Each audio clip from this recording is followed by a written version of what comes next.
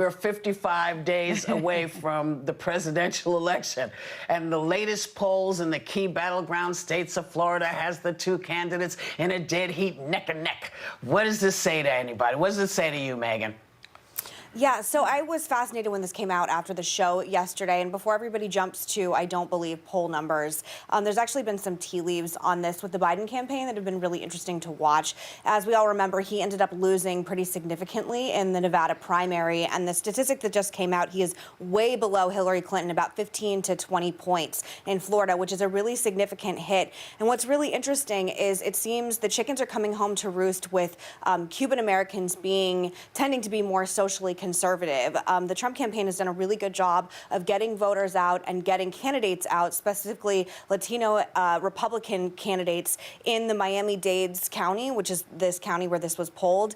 And I think it's interesting right now we're in a moment where there's a lot of Hispanic voters and Latino voters that hear socialism and hear this word being thrown around by factions of the Democratic Party, and they don't think Sweden, they think about Cuba, and they think about Venezuela. And I think it'll be really interesting to find out in the upcoming weeks if the Biden campaign doubles down and tries to go out and do some grassroots campaigning in Florida, or if they're just going to let it go, because 15 to 20 points is pretty significant. Okay, well, Sonny, are you surprised to hear that? I actually wasn't surprised to hear it because Cubans in Florida typically do vote Republican. That wasn't a surprise to me.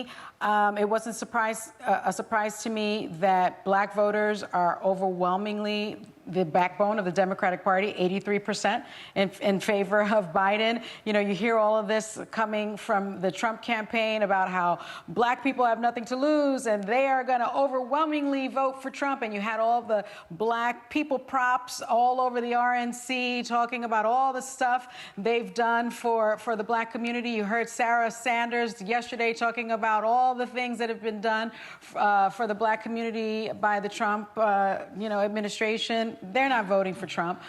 So the poll wasn't really that surprising to me because Latinos have been very supportive and have voted Republican for quite some time.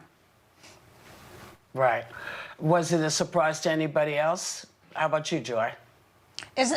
Well, isn't this his home state? They should be voting for him, and he's really on the cusp of losing there. It's his second and home we know state. New Yorkers can't stand him, but Florida supposedly likes him.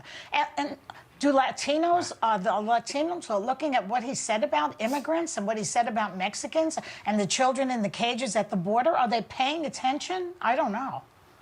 I'm still someone that's just a little shaky on polls coming off the last election because all I remember is sitting on this set when Joy put on her black veil after we sat here. Oh, yeah. So I think after 2016, I I'll just do get it again. nervous. I hope I don't have to do it again. I really hope you don't either. You can take my word for it on this one, though. Like, I wasn't on this show in 2016. No, I do trust you, Megan. I know that it's just watching it. It's too in the weeds for me because political strategy is above me. So I'm going to leave that to you. Just as someone watching, I just remember that black veil.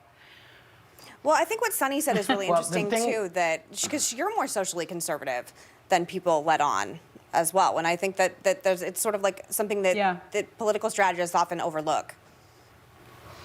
Yeah. Well, I think the thing that's going to keep people going is what happens in these next 55 days. People, the moms that he was talking about out in the suburbs, they're going to remember that, a lot of their family members passed away from COVID-19. They're worried about their kids getting in and out, and how he's handled that will come to play. I think all of these things are going to come to play. We're still not going to know until we know. So hold on to your veil, kick out your new hairdo, because we're not going to know till November, and then we'll let you know.